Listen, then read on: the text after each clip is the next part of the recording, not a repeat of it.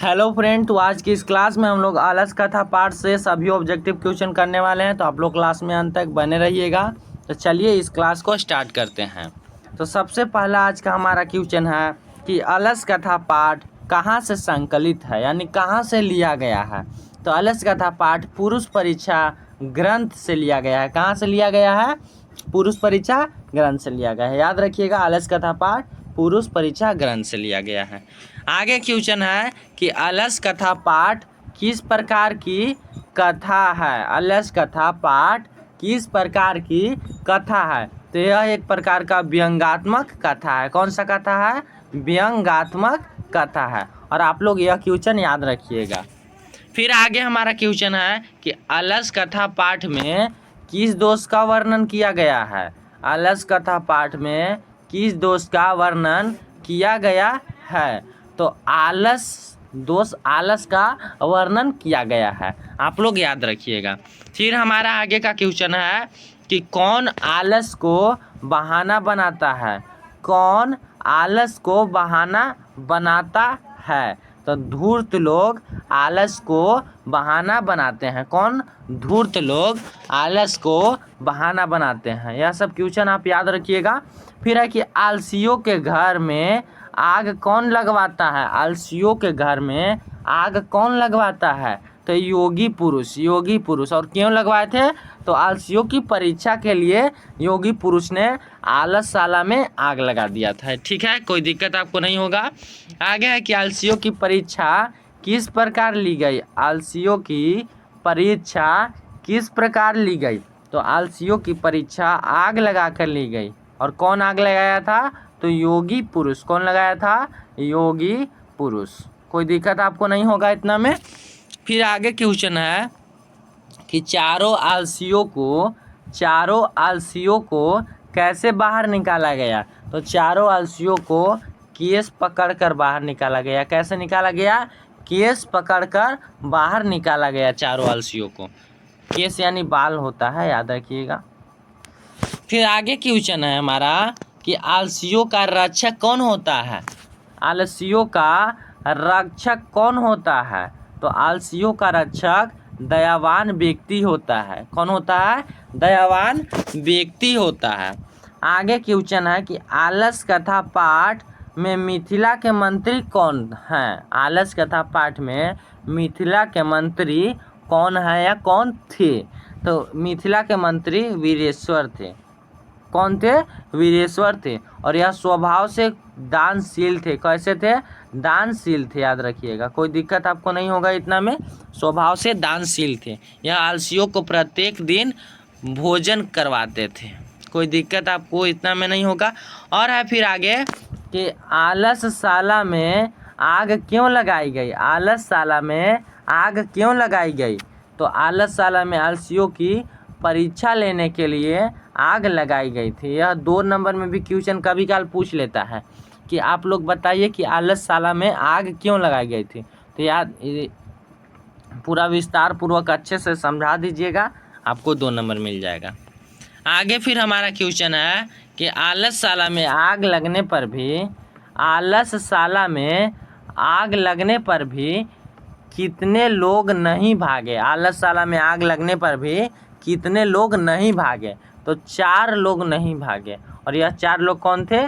तो यही 4 लोग आलसी थे। कौन थे? आलसी थे, पूर्ण आलसी थे। कह सकते हैं कि पूर्ण आलसी थे यही 4 लोग।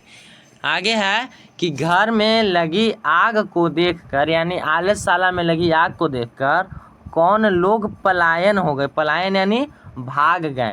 तो घर में लगी आग को देखकर धूर्त लोग भाग गए। कौन भाग गए? धूर्त लोग भाग गए। और यह क्वेश्चन बहुतों बार एग्जाम में पूछा है। तो यह 2025 परीक्षा के लिए वेरी इंपॉर्टेंट प्रश्न है, याद रखिएगा। इसमें आपको दिक्कत नहीं होगा। फिर है आगे, प्रथम आलसी बोलता है। आग लगा जब आलसशाला में तो प्रथम आलसी बोला, अरे कैसा हल्ला है। किसने बोला? अरे कैसा हल्ला है, किसने बोला? तो हम आपको बताएं कि प्रथम आलसी बोला कि अरे कैसा हल्ला है। ठीक है। फिर दूसरा आलसी बोला, सेकंड बात हो रहा है दोनों में, दोनों तीनों चारों में, लगता है घर में आग लग गई है। यह किसने बोला? तो यह द्वितीय आलसी ने बोला। कौन बोला? द्वितीय आलसी ने। और इसको आप ध्यान से याद रखिएगा। पहला आलसी बोला अरे कैसा हल्ला है, तो कौन बोला? प्रथम आलसी। द्वितीय आलसी बोला कि लगता है कि घर में आग लग गया है। ठीक है, लगता है कि घर में आग लग गया है। ठीक, फिर है कि आग को गिरते देख किसने आलसियों को बाहर निकाला? तो नियोगी पुरुष ही, जिसने आग लगाया था, नियोगी पुरुष ने आलसियों को बाहर निकाला आग को गिरता देखकर। और है कि दयावान लोग किसका रक्षक होते हैं? दयावान लोग किसका रक्षक होते हैं? तो आलसियों का रक्षक दयावान लोग होते हैं। कोई दिक्कत आपको नहीं होगा।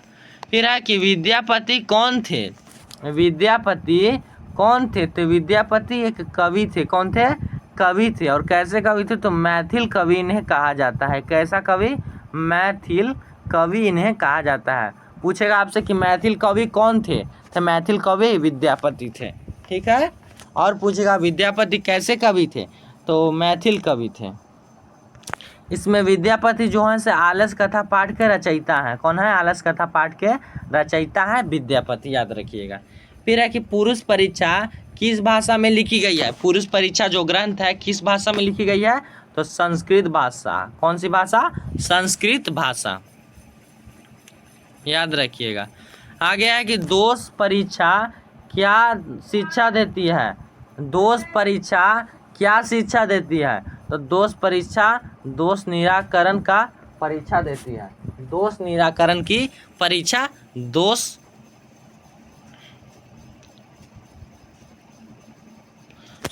आगे है कि पुरुष परीक्षा क्या शिक्षा देती है? तो दोष निराकरण का शिक्षा देती है। पुरुष परीक्षा दोष निराकरण की शिक्षा देती है हमको। ठीक है, और फिर आगे हमारा क्वेश्चन है कि बनावटी आलस को दिखाकर कौन लोग भोजन ग्रहण करते थे? तो बनावटी आलस को दिखाकर धूर्त लोग भोजन ग्रहण करते थे। जो लोग पलायन हो गए थे यानी भाग गए थे आलसशाला में आग लगी देखकर, वही लोग बनावटी आलस को दिखाकर भोजन ग्रहण करते थे। ठीक है, और है कि वीरेश्वर कौन था? वीरेश्वर कौन था? तो वीरेश्वर मिथिला का मंत्री था और इसका स्वभाव दानशील था। यही जो था से आलसियों को प्रतिदिन भोजन कराता था और वस्त्र भी उनको देता था। फिर है कि संसार में बच्चों का सच्चा रक्षक कौन होता है? संसार में बच्चों का सच्चा रक्षक कौन होता है? तो संसार में बच्चों का सच्चा रक्षक माता होती है। कौन होती है? माता होती है। फिर है कि पुरुष परीक्षा के रचनाकार कौन है? पुरुष परीक्षा के रचनाकार कौन है? तो विद्यापति हैं। कौन है? विद्यापति हैं। फिर है कि पुरुष परीक्षा ग्रंथ में किसके गुणों का वर्णन किया गया है? तो पुरुष परीक्षा ग्रंथ में मानव के गुणों का वर्णन किया गया है। और किस गुण का वर्णन किया गया है? तो आलस के बारे में बताया गया है, याद रखिएगा। आगे हमारा फिर क्वेश्चन है कि मैथिली यानी मैथिली भाषा के कवि कौन हैं?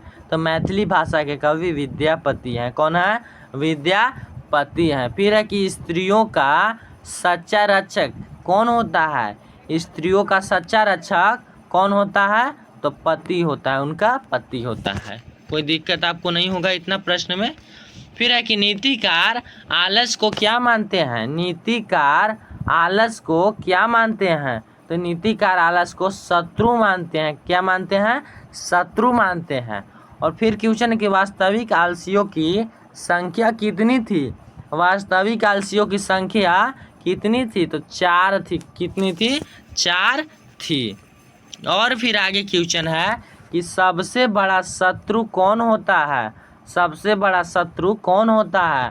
तो आलस होता है। और नीतिकार भी आलस को सबसे बड़ा शत्रु मानते हैं। फिर है कि आलसियों को प्रतिदिन भोजन कौन करवाता था? तो आलसियों को प्रतिदिन भोजन मंत्री वीरेश्वर कराते थे। कौन कराते थे? मंत्री वीरेश्वर कराते थे।